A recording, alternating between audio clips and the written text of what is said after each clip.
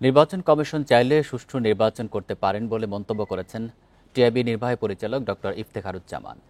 সকালে রাজধানীর ধানমন্ডিতে the reporters forum for election and democracy কর্তৃক আয়োজিত নির্বাচনী রিপোর্টিং সংক্রান্ত এক কর্মশালার উদ্বোধনী বক্তব্যে এই মন্তব্য করেন তিনি। বান্ডেল থাকলে প্রতি সেনমানিতে টাকা বাঁচবে। বিকাশ সেনমানি বান্ডেল কিনে জিতুন প্রতি লেনদেনে। এ সময় তিনি বলেন, নিরপেক্ষ নির্বাচনের মাধ্যমে জনপ্রতিনিধিদের হাতে ক্ষমতা তুলে দেয় হবে নির্বাচনের মূল লক্ষ্য।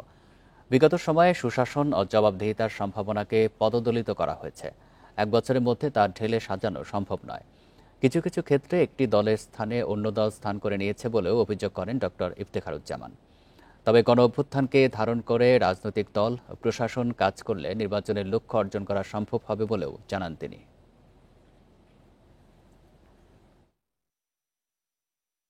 নির্বাচনের সময় তারা নির্বাচন কমিশনের আওতাভুক্ত হয়।